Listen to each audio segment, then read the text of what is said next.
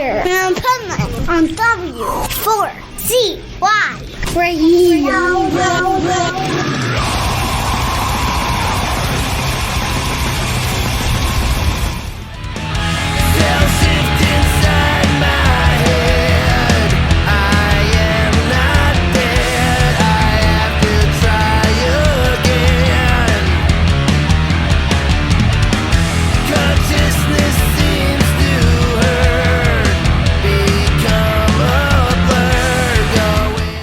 This is the Pipeman here on the Adventures of Pipeman W4CY Radio, and I'm here with our next guest that is a killer musician with some great new music. So let's welcome to the show Ethan Henry of Ashes of the Sun. How are you?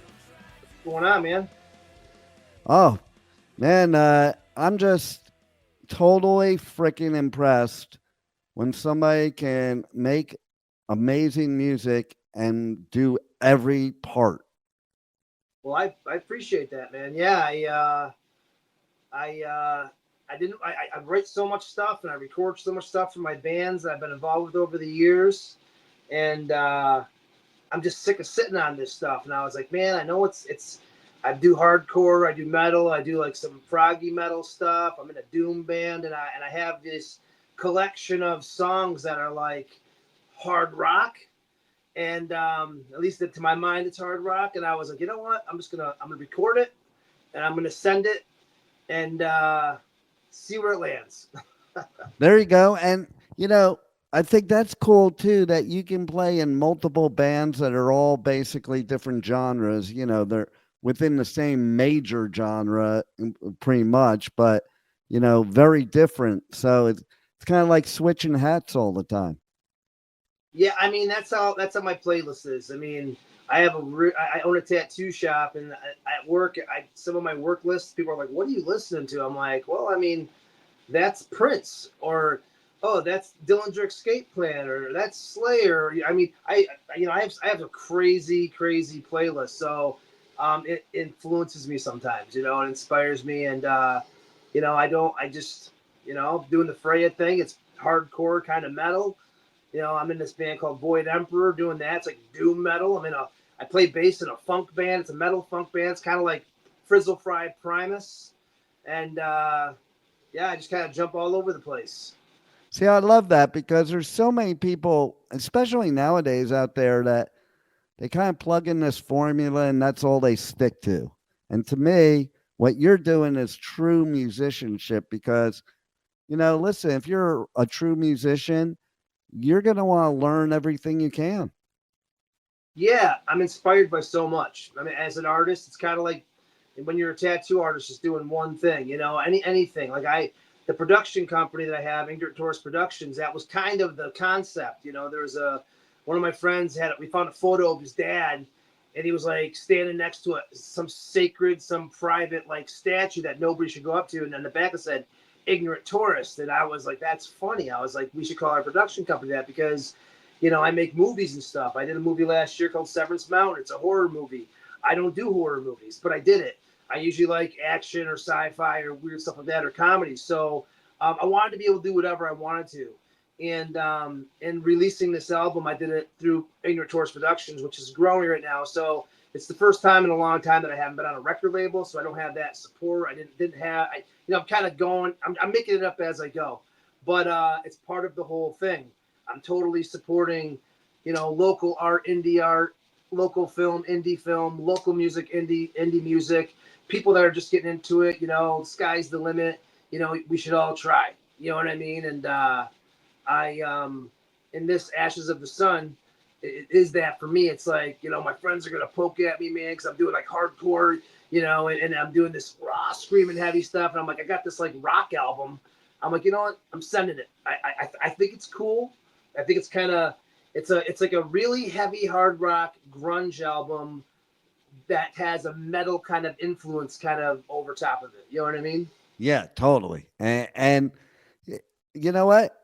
I think any true artist too, they don't want to play the same shit over and over and over again, so it's kind of cool to be able to diversify. I think that's why a lot of people do solo projects like you're doing, so you can kind of experiment out of your norm.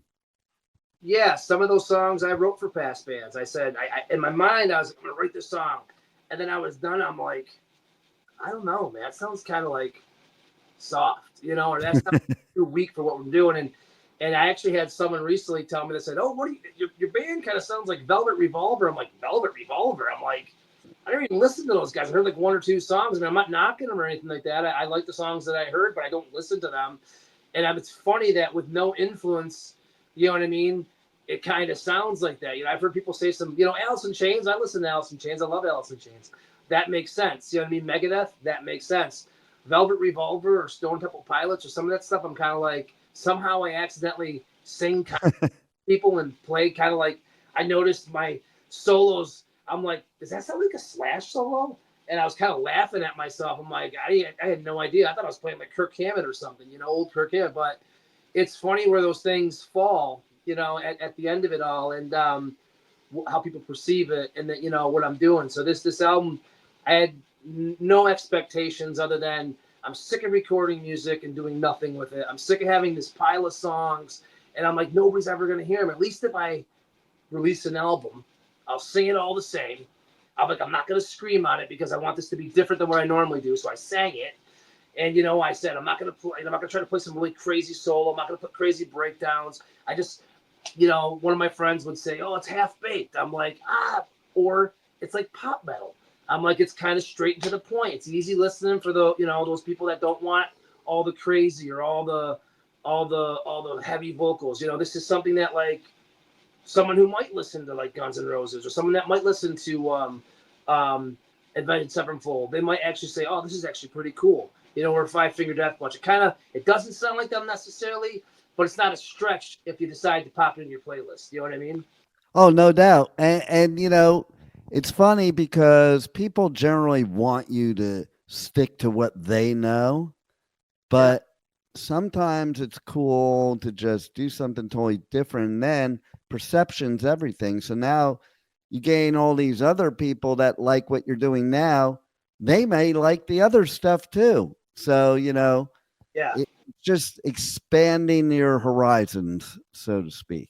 It is 100%. I've discovered a lot of bands like, oh, do you know this guy's in this band? I'm like, no kidding, And I found a few bands like that. Or I'll hear something, I'm like, that sounds like, him or her. And then I'll look it up and I'm like, it is. Oh, this is a band. It's a super group. Or, oh, it's some side project that they did before. I've been listening to Rainbow lately. When you think Dio, you don't think Rainbow.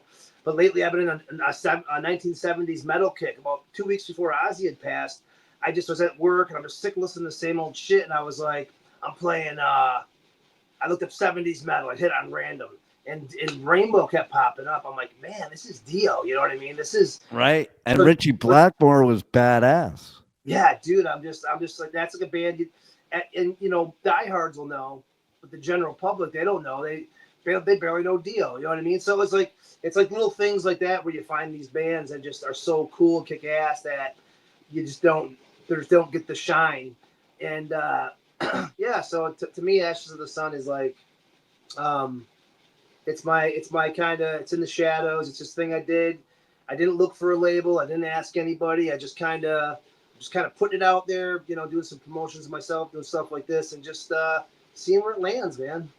What's cool about that too is because labels are going to tell you what you need to do, and here you're just being your free artistic self. Yeah. It's it probably has its pros and its cons, and there's probably things like, I read something where someone was, they said, oh, it sounds good, but it's kind of like goes in this direction, doesn't really have a lot of this or that. And I'm like, well, that's kind of the point. Maybe, the metal crowd might look at it and say, oh, it's pretty straightforward. It is. I wrote it that way on purpose. It was a rock. In my mind, I'm thinking rock. I'm doing like a soft version of Baroness. I'm doing like something that like those hit rock song guys can get behind, like a Stone Temple Pilots or something like that. But it's a little heavier, has my metal influence. I play, the way I play things, it's a little bit pushing the limits. But I don't know if there's a place for it. I don't know where the place is. And a label would say, well, you should probably be thrash metal. You should probably be proggy metal. You should probably be rock. Pick one. And I'm like, I don't want to pick one. I'm just kind of throwing it together and making a brand new cake. Yeah, they always want to box you in, and I don't think ours should be boxed in. Play whatever the hell you want. I mean, there's a lot of music in every genre right now where like I'm having a hard time distinguishing. I'm like, I'm like, is that so and so? Wait, who is this? Oh no, it's a band that sounds like them. All great. Oh, yeah. And hats off, man. Some of that shit is.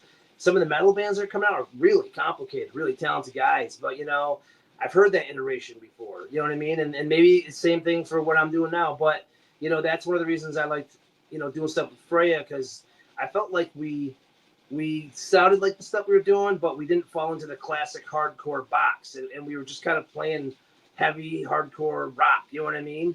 Metallic hardcore. And Ashes of the Sun is no different for me when it comes to that stuff. It's kind of same idea, same mentality. Keep it simple to the point. And something my kid or some 15-year-old kid can I can learn this song on drums if they liked it. Vocally, it's cool. I think it's easy to listen to. Maybe that kid's dad would be like, this is metal. I don't normally like metal, but I kind of get into this, man. It's kind of heavy. I imagine it's for that crowd. You know what I mean? Yeah, no doubt. And the fact of the matter is, it's just badass musicianship. I can't believe, I'm always in awe of an artist like you that can play every instrument that's on the album. Yeah, thanks, man. It's I don't know how, I don't know when, I don't know why. I've always been a bass player. I've been a drummer for so long now. It's kind of outweighing that, but I've always been a bass player, and I was always doing primacy, proggy stuff. And it got to the point where some of the stuff was so proggy and I could sing, so I would sing and play bass. But some of the prog stuff we were doing was so intense I couldn't even sing and play it anymore. So then it got way off the rails. And then I was in a metal band called The Last Season. I don't know if you're familiar with Danny Johnson. He sang for Blood Runs Black and God Below. And so he started this band, and we were just this. We used to play with. We went on tour like Candiria, Burnt by the Sun. We went on the road with. We played some shows with Mastodon back in the day before they got real big, and that was the kind of music we fit right into that thing, and it fell apart. And then I joined FREYA, and I was playing bass. They were on Victory Records. It was a really cool gig. This is 20 years ago now, and we got to this point where we needed a drummer, and they said, "Hey, can you play drums?" So I'd play when we were writing and stuff. I'm like, I don't know if I want to. I'm not really a drummer. And then I ended up going to Europe with those guys. We were on tour with Walls of Jericho, All Shall Perish, Fear My Thoughts, and all these kick-ass bands back in 2007. I'm playing drums, and I'm like I was a good drummer, but I wasn't like a drummer. I was like, I'm a bass player, dude. I'm a bass player, really. And when they saw me play bass, they're like, holy shit, why are you playing drums? I'm like, we needed a drummer. I just did what we had to do. And then I just got stuck at drums. And every drummers are hard to come by. So as long as you can keep your tempo, be solid. I'm good at my changes. I have touring experience. So now I'm a drummer. And so, but I can sing, I can play guitar, and I can play bass too. So, but I'm kind of, I'm a drummer, I guess. Well, since you were a bassist, I'll give you a trivia question. Do you know who's one of the most famous bassists in history that never wanted to be bass? They were a guitarist, but there were 3 guitarists, and so one of them had to pick the short straw. Was it Steve Harris from Iron Maiden, maybe?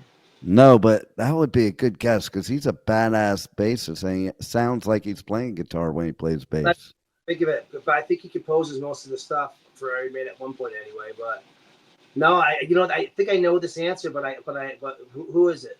Paul McCartney. Oh yeah, you know what? I think I did know that. He's a great. Yeah, now if you listen to it, like after I knew that, then I started listening to Beatles songs in a different perspective. Yeah. I'm like, oh yeah, holy shit! It sounds like he's playing the guitar, but on the bass. Yeah, he's legendary. What can I say? I played that for some people. Like, it's okay, it's kind of boring. I'm like, you don't put him into the mix now and think like you're going to be shocked. You know what I mean? Think about what he did for music and think about who he was. There's so many bands that people everybody's so like, they want now and they want, it's all this like competition. But man, that guy, we wouldn't be where we are if it wasn't for guys like him, Well, think about talking about Ozzy. I mean, like there would be no Ozzy without the Beatles because Ozzy was a Beatles freak, yep. And without Ozzy, there wouldn't be any of the metal that we have today. Yeah, someone just told me a story today. I don't know if it's true. They said that the way Zakk Wylde, they wanted to go see Zakk Wylde. He's doing Zakk Sabbath. He's doing a tour. Yeah. He's coming up this way, and we're going to see him. And And I said, yeah, I can't wait to go see him. And someone said, he accidentally got discovered for Ozzy. I didn't know this story, but apparently some scouts were going out looking at someone else, and they randomly stopped by a bar, and Zach Wilde's in there playing, like, hey, you want to record a demo for us or something? And like that's how they found him. And I'm like, yeah, the guy is amazing, and what a lucky draw. And I heard at first Ozzy didn't want him. I don't know, man. How wild is that? Guy's amazing. He's filling in for Dimebag right now, doing the whole. Well, I think I don't know what the future of Pantera is, but I went and saw that tour, and I love Charlie Benante. He's one of my inspirations as a drummer, as a musician. I love Anthrax, and I went and saw it, and I was stoked, man. It was pretty cool. In the back of my mind, knowing all the stories and the beef with Phil Anselmo and the Abbott brothers and stuff, that I think, is this really cool? But I enjoyed it. I thought that at first too, but then there's the other side of it. Like, Vinny would have been totally cool with Charlie playing drums, 100%. And Dime would have been totally cool with Zach playing guitar. Like, they were perfect matches for, if you're gonna do that, to have them there. And sometimes you gotta squash the beef too. Like, I'm friends with Anselmo, and he's pretty cool, and like, what, when you're young, sometimes you do stupid shit. And that's it. That's where I ended up too. Like, I love Pantera, and I don't know what their beef was, but when you're riding around, especially as big as they were at the time and at the age they were, if you've ever been on the road before, man. Like, there's been plenty of times where, some of my brothers on the road, I wanted to, yeah, down. But you come home, you relax. Sometimes they were doing some grueling touring, so it's easy to hate your family and on those long road trips. Yeah, no doubt. And listen, you are a family, and even your own family, you wouldn't want to be on those road trips with, like, or anybody, your favorite people in the world. Sometimes they get annoying to you, or, it's so grueling that you're so tired and probably cranky that shit happens too. Oh, 100%, 100%. It's a true test to your friendship with these guys. No doubt. No doubt. So tell everybody how they can connect with you and reach out to you, and also check out the new album, Gods with Machines, which is so appropriate for the world we're living in today. I wrote this through. Some of these songs are really old, and I came up with that concept, that name, like a long time ago. Like, I just loved it because aliens and what if they're just people, So anyway, Gods with Machines. It's on all streamers: Amazon, iTunes, Apple, Spotify, all the places. I'm gonna be having some hard copies here made soon. Once there's a big enough demand, I'm gonna do some records and stuff. But I have my own personal Instagram I use for pretty much everything. Ethan Henry 43 Instagram, and I just recently started an Ashes of the Sun band Instagram, because I probably should promote this separately. And even though I like the idea of cross-promoting everything together, I have a website, ignoratorusproductions.com. It has all of our content. We make movies. We're getting ready to film a movie, and we have some past stuff on there. But Ashes of the Sun stuff's on there, and there'll be some more music stuff on there as well as I move forward. And that's that. That's pretty much where I'm at. My personal Facebook, Ethan Henry, on Facebook, and I have a TikTok too. Yeah, Ethan's Brains 315. I'm posting stuff on there too. Nice. I'm an old guy, dude. I'm just getting used to all this social media, so it's not, doesn't come off as quick, It's a pain in the ass, to be honest. I miss the tape trading days. Dude, I've been stressing all day today. I'm like, shit, did I put any content out? I know, right? It's so hard to be an artist nowadays. You guys got to work so much harder. Like, you would have never been. I got to tell you, in the 80s, with all the debauchery that was going on and all the drugs and alcohol, they would have never been able to make it, because they wouldn't have ever been sober enough to do all this social media work. And honestly, man, I wonder how many of these great artists are sitting there that just don't or can't. With that being said, man, there's some kids doing some business stuff that I know that don't do half of what I know other businesses do, but because they're so internet savvy, they're so like quick on the social media, like they're just blowing up. I'm like, what? I'm like, that person? And I'm like, okay, whatever. So it's like, I'm 49, man. You know, I grew up in the 80s and 90s, and I got to do it, man. I don't want the ship to sail away, man. So I'm doing. I'm learning it all, and I feel pretty comfortable there. And I just got to get my rhythm down, you know. There you go. Well, you'll do it, and you'll keep doing it. And listen, you're like one of the hardest working musicians out there with all the projects you do. Well, you know, I mean, everybody. I don't sleep much, so I'm currently getting ready to film a movie. I got a 45-foot wide spaceship set in my backyard at my house. It's about 20 Nice. Oh, it's I'm just constantly. I just pivot. Work all day, tattoo, work on the music. You know, I'm doing VOID EMEPROR. We're playing on Tuesday with Crowbar and I Hate God down at the Lost Horizon in Syracuse, which is going to be a cool show. And I just can't stop, man. I'm gonna stop when the ticker stops. Just like Ozzy. That's it, man. Go till you can't. Well, there it is. Well, thanks a lot for giving us some great music, and thanks for being on the Adventures of Pipeman. Pipeman, thank you very much. Enjoy. Thank you for listening to the Adventures of Pipeman on W4CY Radio.